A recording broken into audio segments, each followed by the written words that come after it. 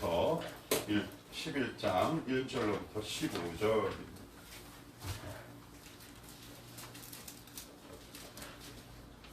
오늘은 우리 한 절씩 교독하면서 볼까요? 저 한 절, 여러분 한 절 이렇게 번갈아 가며 교독하면서 봅시다. 제가 먼저 1절을 읽겠습니다. 원하건대 너희는 나의 좀 어리석은 것을 용납하라. 청하건대 나를 용납하라. 내가 하나님의 열심으로 너희를 위하여 열심을 내노니 내가 너희를 정결한 신으로 하는 편이 그리스도께 이르려고 준행하기로다. 그러나 나는 뱀이 그 관계로 하와를 미혹한 것 같이 너희 마음이 그리스도를 향하는 진실함과 깨끗함에서 떠나 부패할까 두려워하노라. 만일 누가 가서 우리가 전파하지 아니한 다른 예수를 전파하거나 혹은 너희가 받지 아니한 다른 영을 박해하거나 혹은 너희가 받지 아니한 다른 복음을 박해할 때에는 너희가 잘 용납하는구나. 나는 지극히 크다는 사도들보다 부족한 것이 조금 더 없는 줄로 생각하노라. 내가 비록 말에는 부족하나 지식에는 그렇지 아니하니 이것을 우리가 모든 사람 가운데서 모든 일로 너희에게 나타내었노라. 내가 너희를 높이려고 나를 낮추어 하나님의 복음을 값없이 너희에게 전함으로 죄를 지었느냐. 내가 너희를 섬기기 위하여 다른 여러 교회에서 비용을 받은 것은 탈취한 것이다. 또 내가 너희와 함께 있을 때 비용이 부족하였을 때 아무에게도 누를 끼치지 아니하였으면 마게도냐에서 온 형제들이 나의 부족한 것을 보충하였음이라. 내가 모든 일에 너희에게 폐를 끼치지 않기 위하여 스스로 조심하였고 또 조심하리라. 그리스도의 진리가 알려지게 있으니 아가야 전방에서 나의 이 자랑이 맡기지 아니하리라. 어떠한 까닭이냐 내가 너희를 사랑하지 아니함이냐 하나님이 아시느니라. 나는 내가 해온 그대로 앞으로도 하니 기회를 찾는 자들이 그 자랑하는 일로 우리와 같이 인정받으려는 그 기회를 끊으려 함이라. 그런 사람들은 거짓 사도요 속이는 일꾼이니 자기를 그리스도의 사도로 가장하는 자들이니라. 이것은 이상한 일이 아니니라. 사탄도 자기를 광명의 천사로 가장하나니. 같이 읽을게요. 시작. 그러므로 사탄의 일꾼들도 자기를 그의 일꾼으로 가장하는 것이 또한 대단한 일이 아니니라. 그들의 마지막은 그 행위대로 되리라. 아멘. 기도합시다. 하나님 고맙고 감사합니다. 추석 연휴 가운데 주일을 맞습니다.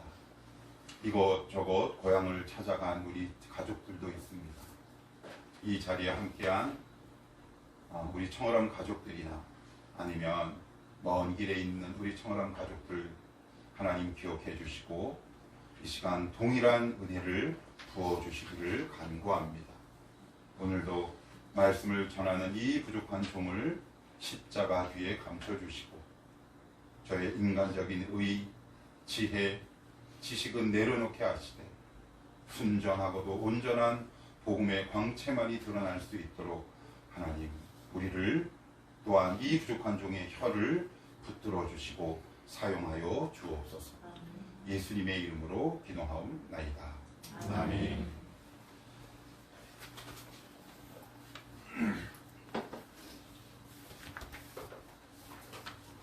오늘 명절 맞아서 여러분들이 제가 우리 성은이한테 오늘 올 수 있는 사람, 못 오는 사람 명단을 좀 파악해봐라 그래서 받긴 받았는데 그래도 오늘 시골들 가고 이것저것 가겠거니 모처럼 모이는 인원이 없겠구나 싶어서 여기 모이는 인원들끼리 맛있는 것을 해먹으려고 인원이 많아서 지금 심각한 고민 가운데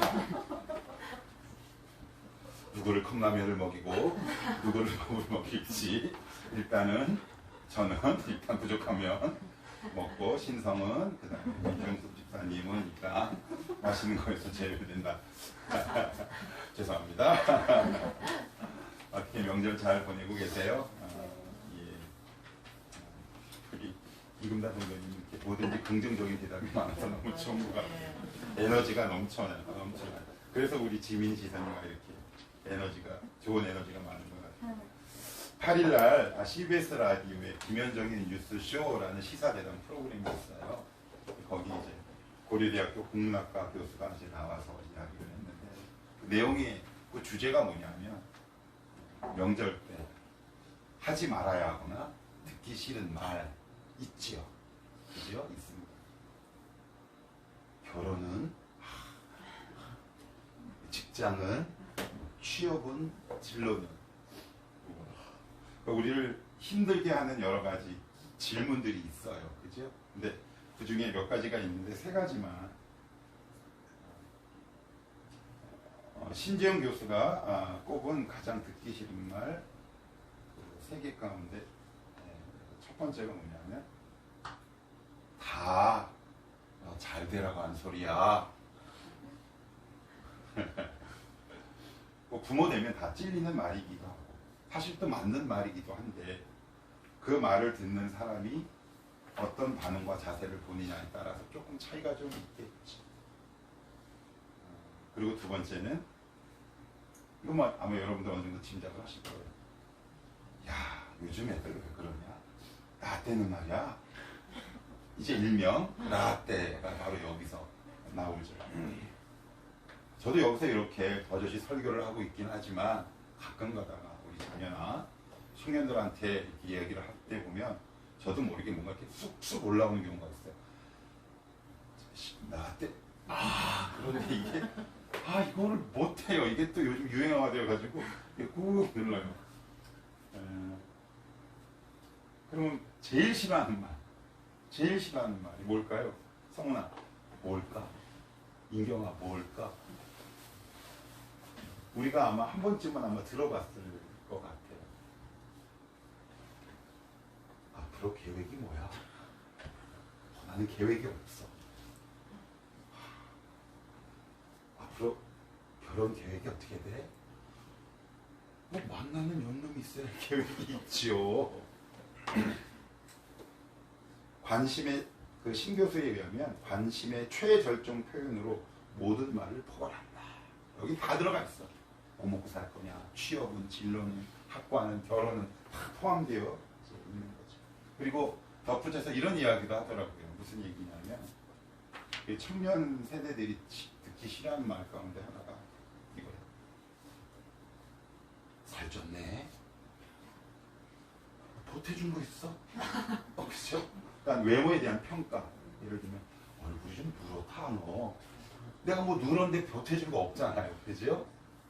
그러니까 이런 표현들이 한국인에게만 나오는 명절 때 고민인 것 같아요. 그죠? 정이 많고 관심을 갖는 것이 사랑의 표현이라고 그렇게 배워왔고 그렇게 살아왔어요. 아마 여러분 청년들도 그런 얘기를 지금 듣기 싫어하지만 여러분들도 40, 50 이렇게 가면 아마 여러분 자녀들에게도 똑같은 아마 반응이 올 거라고 생각이 들어요. 좀 화제를 한번 돌려봅시다. 최근에 기독일보에는 미국의 크리스찬 유명 블로거인 한 사람이 이름만 알만한 기독교계 대중 매체인 한 신문에 기고를 했는데 그 이름은 저는 처음 들어봐요. 에리카 카우디. 잘 모르는 사람입니다. 아무튼 그렇다니까. 그런데 그가 기고하고 실은 내용은 되게 예리하구나. 명절 때 듣기 싫은 말이었다면 이 두 번째는 교회 다니는 사람이 듣기 싫은 말 정도로 이해하시면 좋을 것 같아요. 첫 번째가 뭐냐면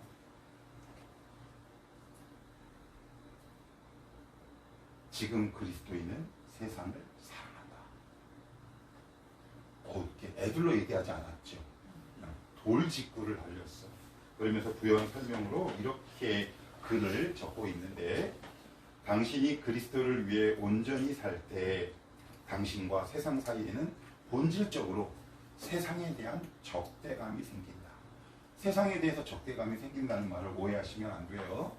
믿지 않는 사람들에 대한 적대적인 감정이 생긴다라는 뜻이 아니라 불의한 것에 대해 죄에 대해서 나쁜 마음, 적대적인 마음이 생긴다라는 뜻이에요.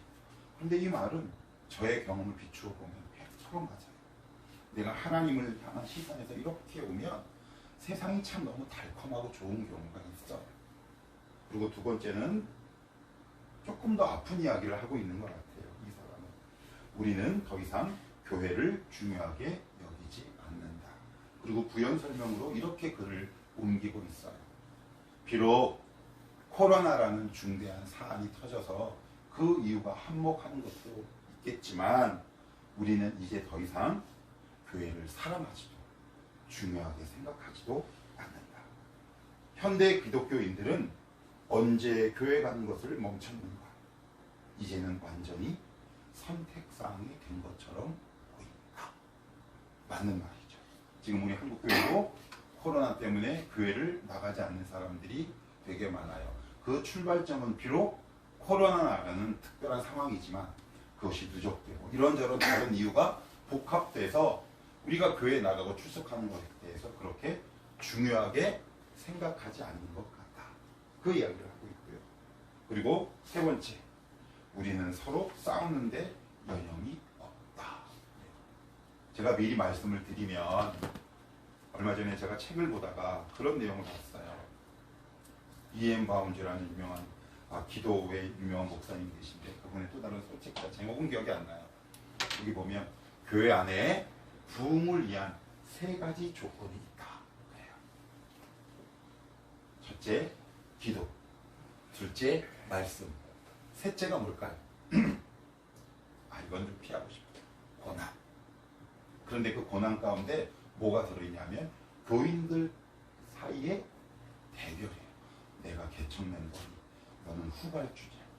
제가 미리 말씀을 드려요. 하나님이 우리 교회를 어디까지 인도하시고 어디까지 질적 양적으로 성장하게 하실지 모르겠지만 이 자리를 통해서 제가 여러분들에게 분명히 말씀드리는 것은 내가 개척 주자니 후발 주장이 하는 얘기가 나오면 저는 그 교인들을 싹 내보낼 생각입니다. 다시 시작할 겁니다. 그러니까 이런 싸움이 우리 가운데 일어난다. 그래서 이 사람은 우리는 싸우는데 서로 여념이 없다. 그래서 대형 교회들이 아무래도 저는 이제 개척교회를 하고 있기 때문에 그런 소식들을 많이 듣는데 개척교회가 늘 이 그래프가 반복하고 있더라고요. 뭐 너무 많아요. 한 20명쯤 되고 한 30명쯤 되면 위기가 1차적으로 온대요. 30명쯤 되면 어떤 위기냐? 몇몇 교인들이 불화가 생겨서 자기만 나가는 것이 아니라 너도 가자 와 이렇게 해가지고 몇 가정을 싹 데리고 나간대요.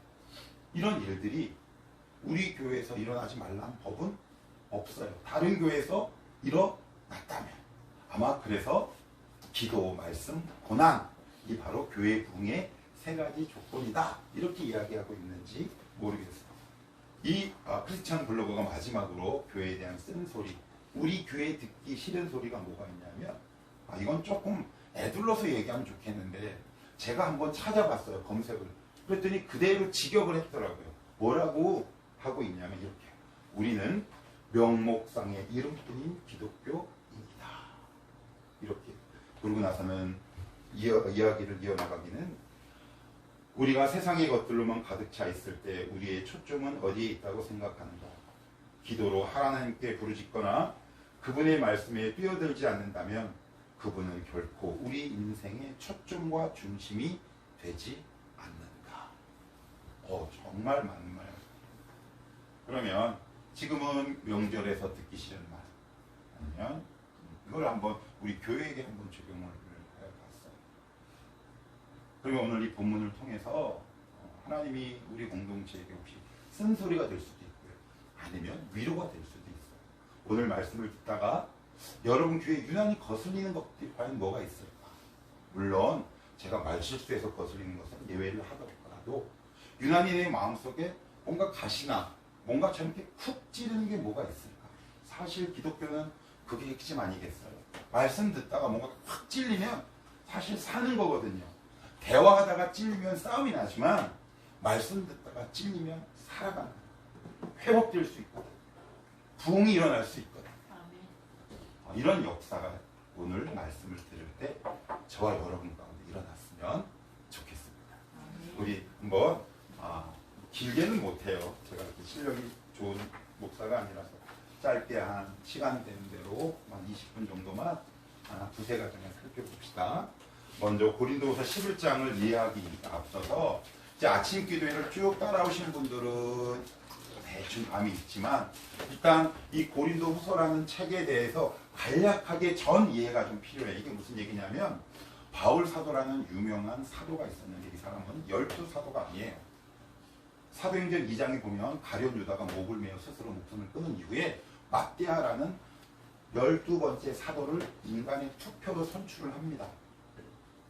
그런데 초대교회에서는 어떤 사람에게 강력한 신적 권위를 부여했냐면 12사도예요. 그러니까 이 말은 무슨 말이냐? 12사도가 쓴 글은 하나님의 말씀과 같은 신적 권위가 있었어요. 그런데 어느 날 갑자기 빌리게아 다소 출신 로마 시민권자인 바울이라는 사람이 어느 날 변해가지고 내가 사도다라고 나타난 거예요. 그러니 예루살렘 교회는 인정을 해요. 베드로가 인정을 합니다. 갈라디아서에 나와요. 그런데 저쪽 멀리 떨어져 있고 예루살렘이 여기라면 고린도 교회는 그리스도거든요. 예루살렘은 이스라엘, 고린도는 그리스란 말이에요. 그러니 그 사람들은 흔히 말하는 갑툭튀야. 갑자기 툭 튀어나온 사도. 그러니까 의심의 눈길을 보내기 시작해요. 진짜 사도 맞을까? 그런데 그것뿐만 아니라 두 번째 어떤 문제가 있었냐면 사도 바울은 철학적으로 굉장히 논리가 정연한 사람이에요. 그 하이라이트가 어디에서 나오냐면 로마서와 갈라디아서. 이게 무슨 얘기냐? 믿지 않는 후대 인문학자들이 로마서와 갈라디아서를 평가하기에 믿지 않는 자의 시선으로 볼 때에도 가장 논리적이고 학문적인 글이다라고 평가해요. 그런데 이 고린도 교회에서 설교할 때는 어떻게 하냐면 일단은 수사학을 사용하지 않아요. 수사학이 뭐냐면 말과 글을 사용하는 데 있어서 일종의 웅변수를 배우는 거예요. 그래서 여러분들 우리 지금 40, 50대 이 계층들은 어릴 때 웅변학원에 많이 다녔어요. 이연사 그죠? 네, 아니면 영화 글래디에이터나 로마 시대를 배경으로 한 거에 보면 변사가 있단 말이에요. 웅변사. 그래서 글래디에이터 영화를 보신 분이 기억하겠지만 검투사들이 나오기 전에 앞에 마이크가 아니라 딱 서가지고 굵직하고 큰 목소리로 사람을 소개해요. 그런 사람들은 다 학원에 가서 뭘 배우냐면 수사학이라는 학문을 배우고 웅변이라는 학문을 배워요. 그런데 사도 바울은 배웠지만 사용하지 않고요. 세 번째 치명적인 약점이 있었어요. 뭐냐? 외모가 형편없었어. 되게 못생겼대요. 유디시아의 해모라는 책에 보시면 이게 이제 초대교회에 나온 문서 가운데 하나인데 거기 보면 이런 기록이 있어요. 사도 바울은 키가 난장차로 왜소하고 남자답지 못한 용모와 외모를 가졌다는 기록이 있어요. 그러니 말도 더듬거려. 정식 12사도도 아니야. 그러니까 여러분 같으면 오해할까요? 오해하지 않을까요? 그런데 진짜 치명적인 약점이 뭐냐면 최근에 나온 고린도후서 주해라는 한 주석에 보시면 이렇게 사도 바울의 질병을 얘기해요. 우리가 전통적으로 알고 있는 질병은 두 가지 가운데 하나예요. 뭐냐면 암질 혹은 간질. 그런데 최근에는 이런 학설이 있어요. 간질과 더불어 심각한 우울증을 가지고 있었다. 이상하죠? 예수 믿는 사람이 우울증? 그런 사람이 키도 작고 더군다나 말도 어눌해. 그러면 여러분들은 그 사람을 여러분들의 담임 목회자로 인정할 수 있겠습니까? 세련되지도 않아. 양복도 꼬깃꼬깃해. 눈에 광채는 나지만 그가 하는 말은 도저히 세련되지도 않아. 그러니 사도 바울이 전한 예수, 이 복음을 거부하기 시작합니다. 에이, 정말 맞아? 그래서 1절은 뭐라고 얘기하느냐? 이렇게 이야기해요.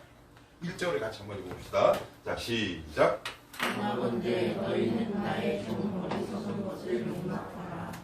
청하건대 나를 용납하라. 이게 무슨 말일까요? 내가 세련되고 멋진 단어를 사용해서 너희들에게 설교하거나 글을 쓰지 않는 것을 용서하라는 뜻이에요. 이제 좀 그러지 마라 라는 이게 이제 자신의 변호뿐만 아니라 부탁의 의미도 함께 있는데 그러면서 사도 바울이 고린도 교회 교인들에게 무슨 일을 했는지에 관해서 설명을 하는데 2절 말씀을 제가 한번 읽어볼게요. 내가 하나님의 열심으로 너희를 위하여 열심을 내노니 내가 너희를 정결한 처녀로 한 남편이 그리스도께 드리려고 뭐 했대요? 중매했대요. 이거 쉽게 가볼까요? 이런 거예요. 야, 나 요번에 나 결혼했잖아. 그냥 편하게 들으세요. 그런데 그 집안에 그 집안 자녀들이 괜찮더라. 그 집안 자녀들이랑 결혼하면 가정 화평하고 너무 괜찮을 것 같아. 사람이 따뜻하고 성품적으로, 그리고 그 직업도 건강하고. 야, 내가 주님이 한번 놔줄까? 그런데 만났어. 근데 만났는데 내가 듣던 얘기와 조금 다른 거야. 그럼 어떡하겠어? 나 다른 남자 혹은 다른 여자 만날까 이렇게 생각할 수 있겠죠? 그럼 고린도 교회 교인들에게 그 생각이 있었던 거야. 사도 바울이 만난 예수라는 신랑은 너무 괜찮아. 그래서 누군가에게 소개시켜주고 싶어. 야, 시집 와봐, 장가 와봐. 너무 괜찮은 거야. 자기가 만난 예수가 얼마나 좋으냐면, 사도 바울은 중매라는 표현을 쓰지 않아요. 여기서 말하는 중매라는 단어는 그 당시 합친민들이 쓴 단어예요. 근데 고린도 교인들은 강남이라고 해요. 노년동, 청담 사거리였어. 그러니까 이 단어 선정을 보더라도 고린도 교인들의 마음에 들지 않는 거야. 이렇게 상스러워. 이런 단어를 사용하는 게 마음에 들지 않는 거죠. 그럼에도 불구하고 사도 바울은 중매라는 단어를 사용해요. 왜요? 내가 예수를 만나보니까 너무 좋은 거야. 그래서 내가 예수님과 너희를 중매시키려고 하는 중매자. 이것을 속된 말로 무슨 마담이라고 그래요? 마담. 그래요. 그러니까 내가 마담2가 되겠다라고 얘기를 하는데, 그 다음 3절, 4절이 사도 바울의 마음을 아프게 하는 내용이 나와요. 제가 4절을 한번 읽어볼게요. 만일 누가 가서 우리가 전파하지 아니한 다른 예수를 전파하거나, 혹은 너희가 받지 아니한 다른 영을 받게 하거나, 혹은 너희가 받지 아니한 다른 복음을 받게 할 때에는 너희가 잘 용납하는구나. 오늘 설교 제목 한번 읽어볼까요? 시작. 다른 예수, 다른 영, 다른 복음. 그래요. 이게 무슨 얘기냐? 사도 바울이 전한 예수님을 그들이 거부하는 일들이 발생을 해요. 왜 거부할까요? 왜 거부할까요? 이유는 한 3가지로 압축돼요. 제가 앞에서 여러분들에게 말씀드렸어요. 첫째, 사도 바울은 복음을 전할 때 웅변이나 수사학이나 철학적인 용어나 단어를 사용하지 않습니다. 직선적이에요. 예수가 너희를 위해 십자가 못 박혔다. 예수가 우리의 구세주다. 이런 직설법적으로 딱 얘기를 하는데, 그 당시 그리스도인들은 이렇게 얘기하지 않아요. 예수가 주님이시다라는 이 문장 사이에 여러 가지 많은 단어들을 이렇게 삽입해. 그러면 그 문장을 들으면 화려함을 느낄 수 있지 모르겠지만 그 문맥과 의미가 정확하게 전달이 될까요? 모르는 것. 첫째, 수사학과 화려한 단어를 사용하지 않았어요. 그리고 둘째, 되게 중요해요. 그 당시 한 기록을 보면 고린도 교회에 디도가 오고 나서 새로운 이제 교육자가 온 거야. 그런데 교육자의 스펙이 뭐냐면 다 수사학. 쉽게 얘기하면 화려한 스펙이야. 서울대, 장신대, 신대원, 그리고 외국. 그런데 사도 바울의 스펙은 뭐예요? 유학했어요? 표현은 거칠고 서툴러요. 근데 그들은 세련되게 말을 하는 거야. 그래서 한 학자들은 이렇게 얘기해요. 예수 그리스도를 향한 온전한 복음을 전하지 않았다. 여러분 혹시 최근에 이런 책 아마 많이 들어보셨을 거예요. 가게에 흐르는 저주를 끊어야 산다든가, 아니면 긍정행.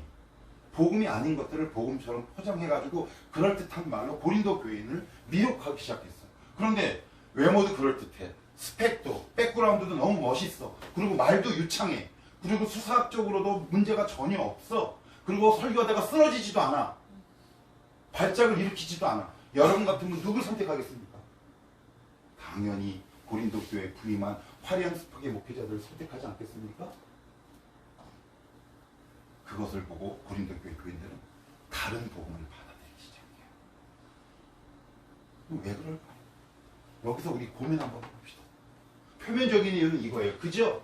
그런데 그들은 왜 십자가, 예수, 복음이라는 이 촌티나고 이 능력 있는 이 복음의 능력을 제외하고 그들은 왜 바울이 전한 다른 영, 다른 예수, 다른 복음에 호기심을 갖고 마음이 빼앗겼을까요? 이유가 있죠.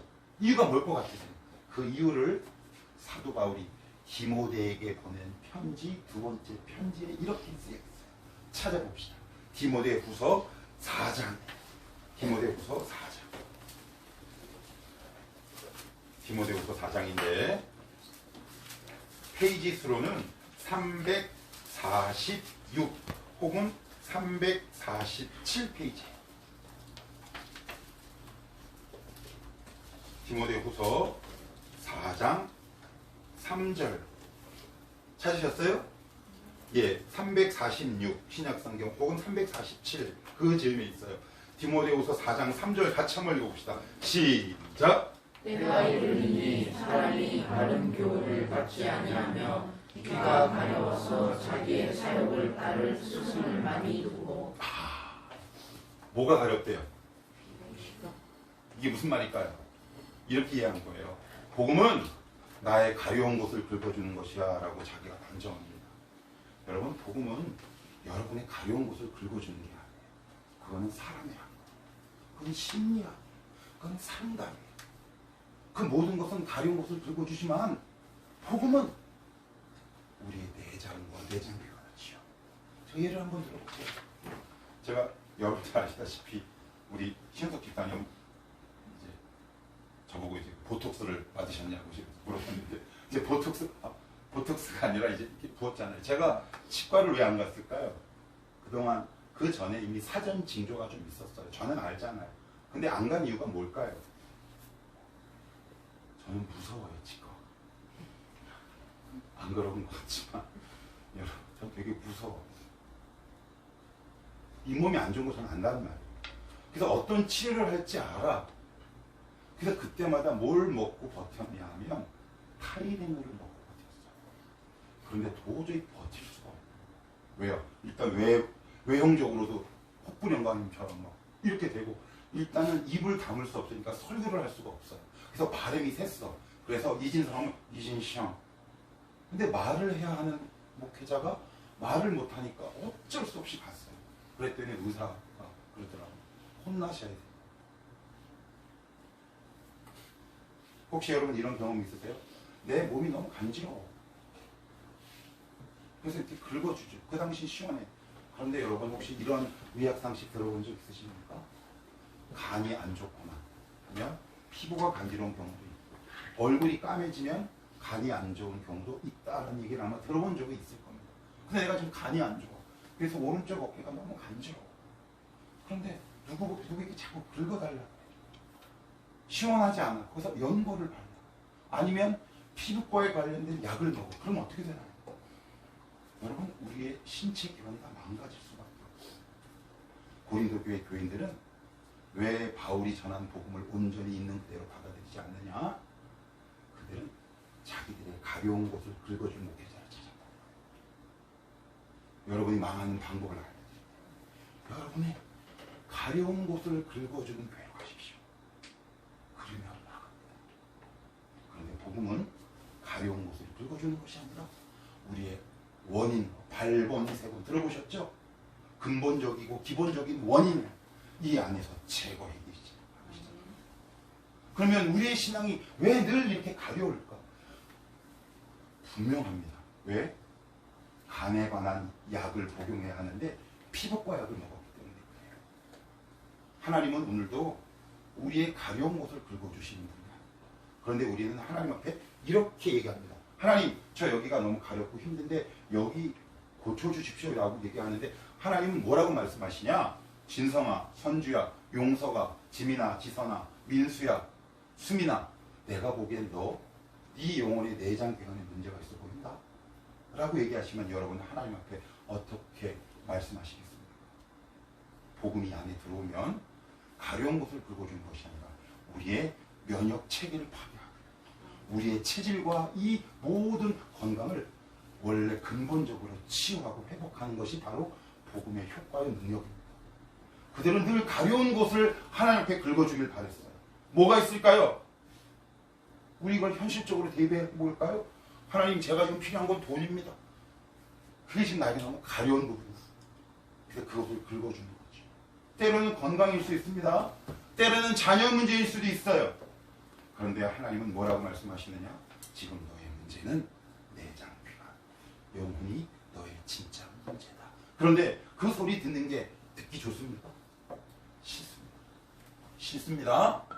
제가 부끄럽지만 제가 20대 때 저에게 역사하신, 인간을 통해 역사하신 하나님의 음성을 저는 지금도 기억하는데, 제가 전후 맥락은 시간 관계상 다 생략하고 제가 가장 가까이 두고 있는 저의 친척분이 저에게 딱 한 문장으로 저의 영혼을 깨우셨어요. 너 개새끼야. 교회에서 그렇게 거룩하지 않은 말을 해도 돼요? 그런데 그게 놀라운 게 뭐냐면, 저는 그 음성을 저를 따끔하게 깨우시는 하나님의 음성으로 들었다는 사실이 중요해요. 그래서 그때부터 먹었던 술을 자제하고 절제하기 시작합니다. 이게 참 묘해요. 하나님은 오늘도 우리의 가려운 곳을 긁어주는 분이랍니다. 그런데 예수를 믿다 보면 이러한 오류와 함정이 많이 빠지는데, 이것이 신약 성경에만 있느냐? 구약에도 나와요. 민수기 11장을 한번 찾아봅시다. 민수기 11장. 창출 내민신 민수기 11장.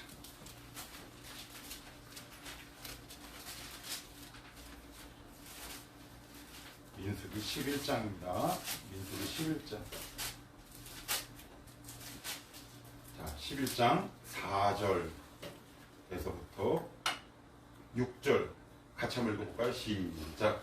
그들 중에 섞여 사는 다른 인종들이 탐욕을 품음에 이스라엘 자손도 다시 울며 이르되 누가 우리에게 고기를 주어 먹게 하랴. 우리가 애굽에 있을 때에는 값없이 생선과 오이와 참외와 부추와 파와 마늘들을 먹은 것이 생각나거늘 이제는 우리의 기력이 다하여 이 만나 외에는 보이는 것이 아무것도 없도다 하니. 이스라엘 백성이 하나님에게 요구하고 원했던 건 뭐예요? 먹는 거죠. 그죠? 지금 나에게 필요한 건 이거라는 거예요. 이게 무슨 말일까요? 지금 나의 가장 가려운 부분이 이 부분이라고 하나님 앞에 얘기해요. 그런데 하나님은 그들에게 부추, 만나, 고기 대신 뭘 주냐면 만나를 주세요. 왜요? 그 만나라는 말씀을 통해 우리의 내장 기관과 영혼을 치유할 수 있기 때문에. 여기에 대한 여러분들이 하나님에 대한 건강하고 바른 자각이 없으시면 우리는 늘 하나님 앞에 어떤 문제를 가지고 나가느냐 하면 가렵다고만 얘기합니다. 그런데 하나님은 말씀을 통해 뭐라고 얘기하느냐? 말씀이 우리의 영혼을 꼭 하고 찔르고 들어가서 이게 너의 탐심이 문제고 너의 음란함이 문제야. 너의 시기가 문제고 너의 죄성이 문제다라고 얘기해요. 이 이야기를 듣고 싶은 분 아무도 없어요. 목사인 저도 하나님이 이렇게 말씀할 때 짜증납니다. 그런데 여러분 얼마나 짜증나겠어요? 문제의 근본을 우리 하나님은, 이 복음은 조명하는 능력이 있기 때문에 그래요. 지금 여러분들의 가려운 부분, 가장 긴급하게 해결돼야 될 삶의 부분과 영역은 어떤 부분이 있습니까? 혹시 그것이 나의 간지러운 부분 아닙니까? 그 문제를 통해 나의 영혼의 문제를 조명하시는 하나님의 음성이 혹시 들리지 않으십니까? 복음이라는 약을 여러분 꾸준히 복음을 해보십시오. 여러분 삶 속에 어떤 변화가 일어나는지. 말씀이라는 이 특효약을 한번 여러분들의 삶 속에 꾸준히 복음을 해보십시오. 간지러움은 사라지고요. 내장 기관이 튼튼해지는 복음의 역사와 열매들이 일어납니다. 이 사실을 누가 몰랐냐? 고린도 교회의 교인들이 몰랐어요. 그래서 귀가 가려운 분 자를 교회에 청빙한 거예요. 근데 너무 잘 긁어줘. 이렇게 줄 설교 드리면 아하, 그럼 세련된 말, 가끔 가다가 유명한 저자의 책을 인용하는 말.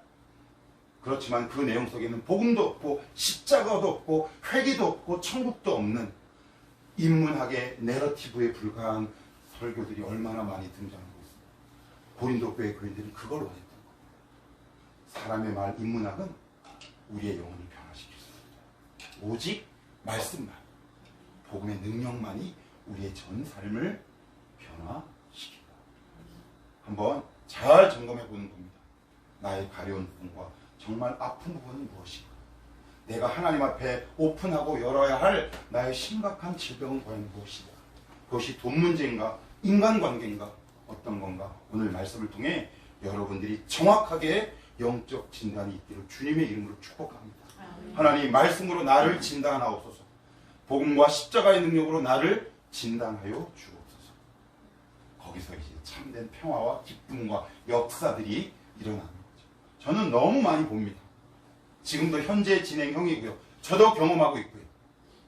이 경험과 이 역사에 여러분을 초대하고 싶어요. 비록 저 많이 부족합니다. 스펙도 썩 좋지 않아요. 그렇다고 뭐 돈이 많냐? 잘 아실 겁니다. 때로는 흥분해서 말의 앞뒤를 잘라먹고 큐티와 기도를 키터라고 말하는 어리석은 놈입니다. 마음만 급하지 버벅대는 놈이에요. 얘기가 좀 옆으로 가서 다시 본문으로 돌아가 봅시다. 하나만 더 봅시다. 그리고 나서는 사도 바울이 고린도 교인들에게 당부합니다. 뭐라고 당부를 하느냐? 굉장히 간절히 당부하는데 맨 끝쪽에 보시면 13절, 14절, 15절에 이렇게 적고 있어요. 그런 사람들은 거짓 사도요 속이는 일꾼이에요. 그런 사람들이 누굴까요? 우리의 귀를 가려운 부분을 긁어주는 사람들이에요.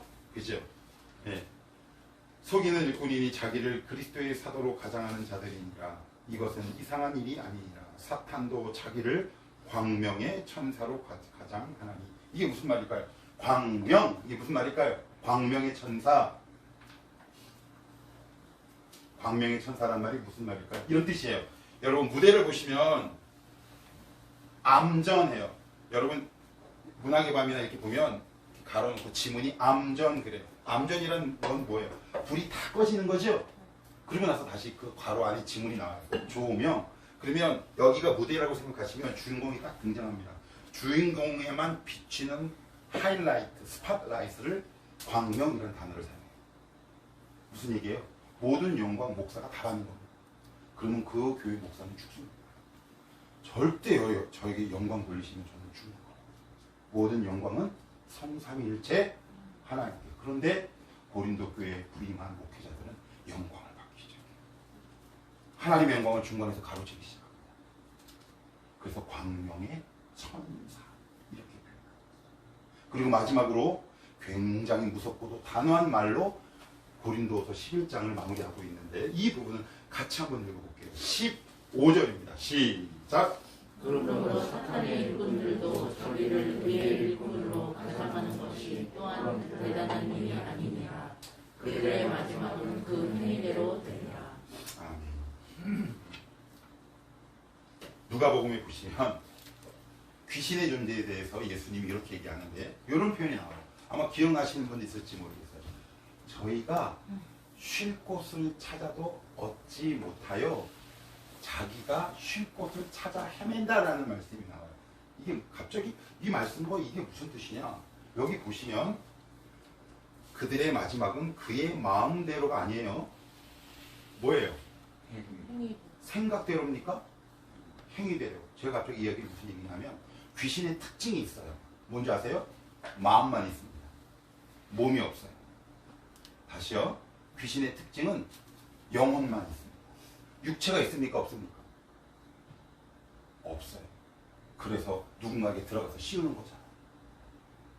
하나님은 우리를 보실 때 우리의 마음을 받지만 그 마음은 반드시 행위와 연결된 마음이어야 합니다.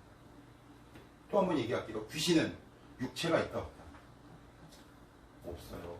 우리의 생각과 마음을 받기 전에 우리의 육체와 행위를 먼저 받아요. 그래서 청년들 자기 기만 빠지지 않아요. 뭔지 아세요? 눈물 흘리는 것으로. 그거 감정이 아니면 행위예요. 감정이죠. 행위가 아니에요. 그냥 그걸로 자기 위로만 하고 끝난다는 거예요. 자기 기만일 수밖에 없다는 거예요. 그런데 오늘 사도 바울은 뭐라고 얘기하느냐? 가짜 사도, 가짜 목사의 특징이 뭐냐? 내가 너 사랑하는 거 마음 알지? 이렇게 말만 하는 사람들이에요. 이 말씀을 여러분과 저에게도 적용할 수 있어요. 하나님, 내 마음을 받아주시네. 나의 삶도 받아주옵소서. 하나님이 믿지 않는 자를 심판하실 때, 그리고 믿는 성도들에게 상급이라는 것을 주실 때 우리의 마음대로 심판과 상급을 주시는 것이 아니라 육체를 움직여 행한 대로 주십니다. 여기에 대한 여러분들이 건강하고 거룩한 인식이 있기를 축복합니다. 그래서 이런 말로 움직여야 하고 순종해야 될 것을 외면하시면 안 돼요. 뭐라고요? 주님, 제 마음. 그 다음 뭐라고 나와요? 아시죠? 그 말은 뭘까요? 조금 더 비약하면 주님, 저 귀신 있는 거 아시죠? 이건 생략할게요. 그죠? 그 말과 뭐가 다르겠어요? 그죠? 그러면 반대로 육체는 있는데 영혼이 없는 걸 뭐라고 해요? 동물. 그죠? 동물에게 영혼이 있습니까? 없죠. 하나님 우리에게 요구하시는 건 마음과 힘과 것이다. 이것에서 벗어났다. 누가? 고린도 교회 교인들뿐만 아니라 부임한 목회자들이 굉장히 엄하게 꾸짖고 있는 거죠. 오늘도 이 말씀을 통해 하나님이 여러분들에게 위로하셨을 수도 있고 콕 집어 얘기하셨을 수도 있어요. 그 위로, 때로는 권면, 교훈, 때로는 그 아픈 그 지점을 한번 하나님 앞에 여러분들이 잘 돌아볼 수 있으면 좋을 것 같고요. 이 말씀이 이번 한 주도 살아갈 때 우리 삶의 지침이요 중심이 되기를 주님의 이름으로 축복합니다.